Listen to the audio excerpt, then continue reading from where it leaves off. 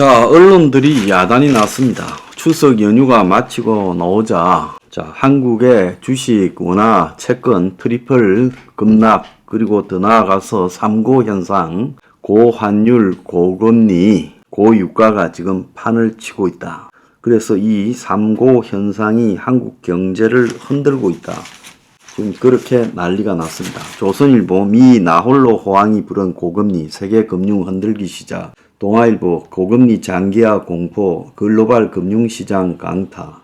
자, 그러면서 이제 중앙일보 미국발 쇼크의 검은 수요일, 주식, 원화, 채권 트리플 급락, 한국 경제 덮쳐오는 3고 쓰나미, 되살아난 수출 불시의 찬물, 매일경제 미 국채 금리 쇼크 16년 만에 최고치, 이렇게 이야기를 하고 있습니다. 그래서 마치 고금리가 갑자기 등장한 것처럼 난리를 치고 있는데, 이런 호들갑에 대해서요, 우리가 좀 냉정해져야 될 필요가 있다는 겁니다. 우리가요, 금리에 대해서 좀 기억을 더듬어야 될 필요가 있다는 거예요. 그래서 2008년 금융위기 이후에 지금까지 16년간 저금리 시대가 쭉 있었어요. 그런데 그 이전에는 그러면 금리가 어땠느냐라고 돌아봐야 되겠죠. 그래서 지금 현재 미국의 국채 금리가 4.8%까지 올라가가지고 하루 만에 0.1%가 급등해서 4.803을 그저께 기록했지요. 그래서 2007년 이후 16년 만에 최고 수준이고, 여기에 대해서 연준은 고금리 기조가 더 오래 더 길게 갈 수 있다고 확인을 하고 있어요. 자, 미국의 재무장관은 다급해져서 고금리가 지속되는 것은 기정사실이 아니다, 이렇게 말하면서 금리가 낮아질 수 있다라고 말을 했고, 그런데 채권왕으로 불리는 미국의 투자가 빌 그로스는 10년물 국채 수익률이 5%까지 갈 것 같고, 결국 이렇게 되면 은행의 자금 조달 금리가 올라가서 결국 이 실리콘밸리 은행 같은 금융위기 사태가 재발할 수 있다라고 말을 했어요. 그래서 지금 미국의 금리가요, 역사상으로 지난 15년간 금융위기 이후에 아주 낮았다는 거예요. 그래서 저금리가 영원할 거라고 생각했는가? 아주 당연하게 이 저금리 현상을 받아들였는데 그게 아니라는 거죠. 미국이 조지 W 부시 때만 하더라도 지금 오바마 때하고 트럼프 때, 그리고 지금 바이든 때 금리가 역대 최저의 저금리였지. 부시 때만 해도 한때 5.25%까지 갔고요. 클린턴 때는 최고 6.5까지 갔고, 또 아버지 부시 때는 8.25까지 갔습니다. 이미 미국이 금융위기 이후에 너무 많은 돈을 풀어대서, 그래서 달러를 다시 회수해야 되는데 회수하지 않으면 버블이 생겨서 자산 가격이 폭등하고 물가 인상을 잡을 수 없을 거라는 이야기가 여러 번 나와서 2016년경부터 그런 시도를 했는데, 코로나가 그런 시도를 할 때마다 경제가 위축되고, 그리고 코로나가 오다 보니까 이런 말들이 쑥 들어가 버렸죠. 그러면서 이제 저금리 속에서 코로나 기간에 돈을 엄청나게 풀어댔어요.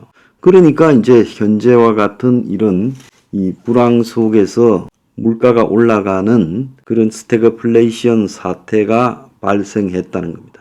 그래서 미국이 항상 고금리를 유지하던 달러 강세 시기에 지금 이 신흥국이나 이런 데에서 외환위기가 발생을 했어요.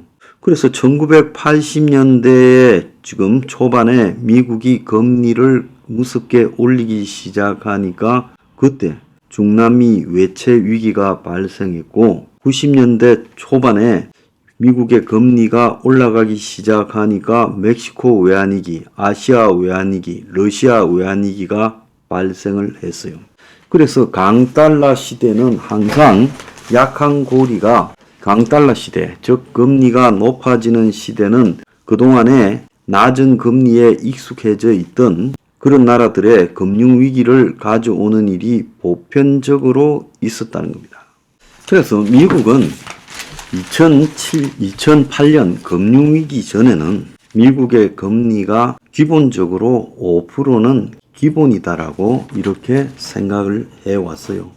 우리가 지금 초저금리 시대에 너무 익숙해져 있다 보니까 지금 이것이 현재 1%, 2%, 3%, 4% 이런 금리가 정상적으로 느껴지지만은 미국의 10년물 국채 수익률 4에서 5%가 역사적으로 더 일반적이고 정상적인 금리였다라는 겁니다.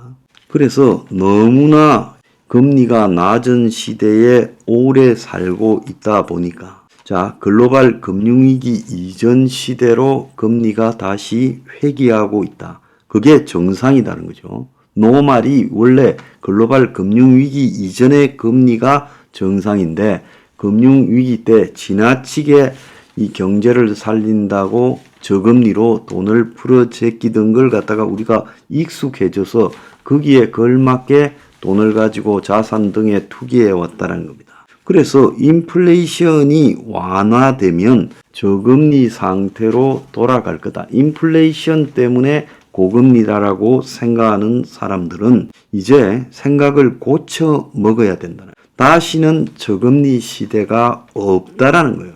기본적으로 미국의 10년물 국채 금리가 4%대에서 굴러가는 시대. 그래서 미국의 기준금리가 적어도 5%대에서 굴러가는 시대에 적응을 해야 된다는 거예요. 근데 미국에요, 지금 단기 채권이 아니라 장기 국채를 중심으로 수익률, 즉 금리가 계속 올라가는 이유는 앞으로 오랜 기간 동안 높은 금리가 유지될 거라고 보니까 장기 국채 금리가 더 높게 지금 막 올라가고 있는 거예요.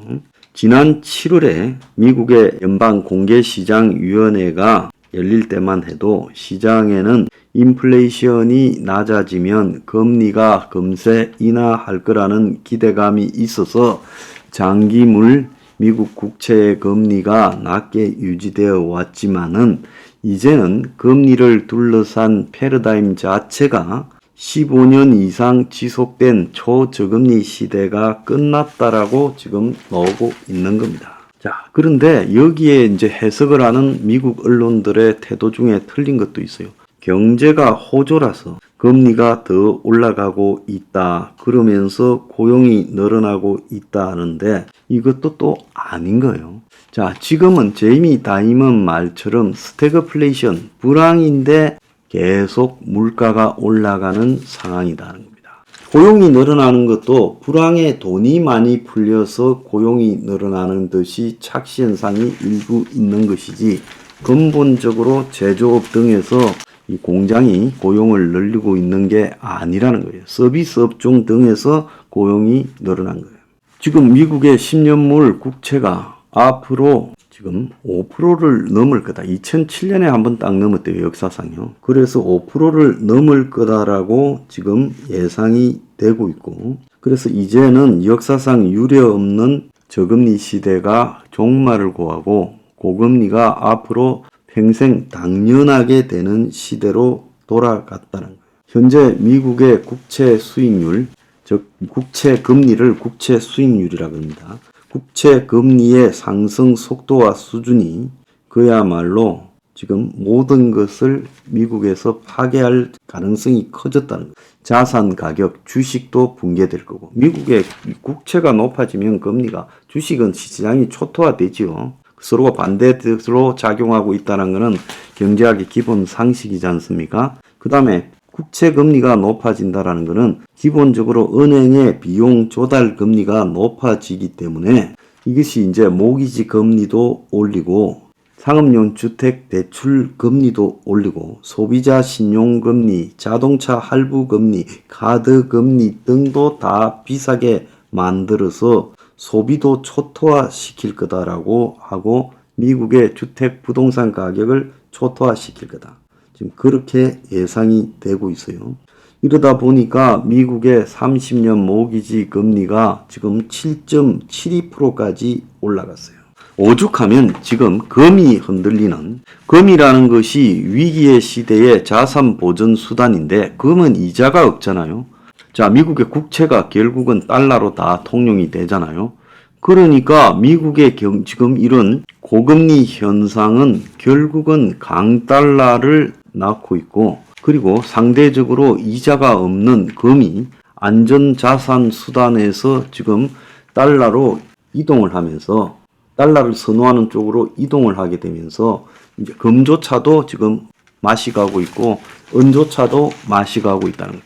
그러니까 달러를 제외한 어떤 안전자산도 없다라고 가고 있어요. 미국의 국채 금리, 그것은 곧 달러다, 이렇게 지금 가는 거죠. 자, 그러면 이런 고금리가 미국이 아닌 다른 나라의 금융시장과 그 금리 수준을 초토화시킬 거라고 보여요. 그래서 한국 같은 경우에 주식시장이 무너지고 한국의 지금 채권 시장도 무너지잖아요. 왜 무너지냐? 어제 금은 수요일 10년 국채 선물 사상 최초로 하한가. 이 정도 하락할 줄은 몰랐다. 10년물 금리가 32.1bp 상승, 2009년 이후 최대포. 이 bp라는 것은 0.01포인트를 이야기하잖아요.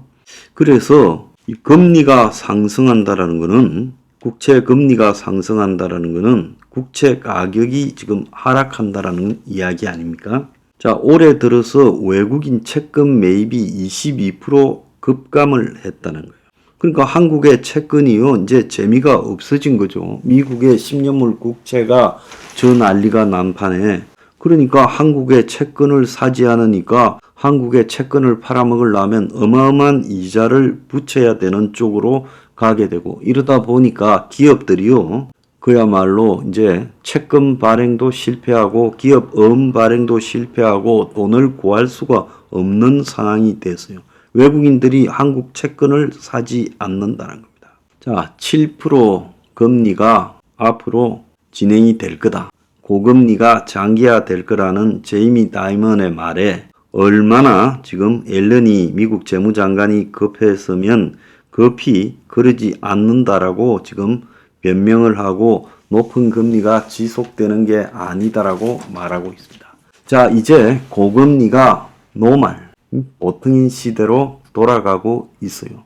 이제 지금까지 저금리 환경을 15년 동안 즐기면서 살았던 우리는요, 이제 큰일 났다라는 겁니다. 앞으로는 이제 고금리를 당연하게 받아들여야 됩니다.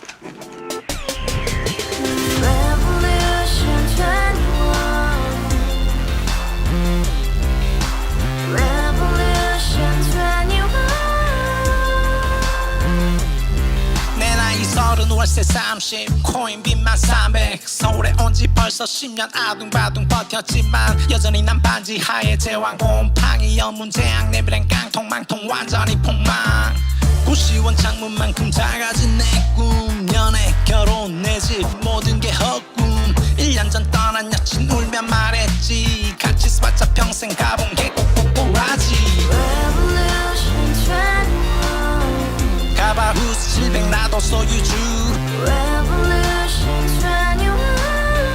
가바후스 700 나의 소유주 택시기사 우라부지 마트캐셔 울어문이 우리 집안 다 털어봤자 후줄 그래 개선민 내 미래 거기서 팍 끝난 거지 팍 더 이상 노력 따윈 괴물이 스펙 찾아 쌈말리 비오는 날 알바 잘려 맨날 학원 날 개쳐 발려 밤비 내리는 양화대교 홀로 걷고 있을 때 현수막에 아로 새겨진 평당 700짜리 아파트 다같이 소리 질러 혁명 21 가바후스 700 나도 소유주 가바후스 700 나의 소유주 Together in the house, brand new day, and your dream had just begun. Revolution 21, only hope and happiness. 너의 곁에 내가 영원히 함께. 지금까지 정치인들 입만 열면 찝찝찝 계속 소리 멍멍멍 쳐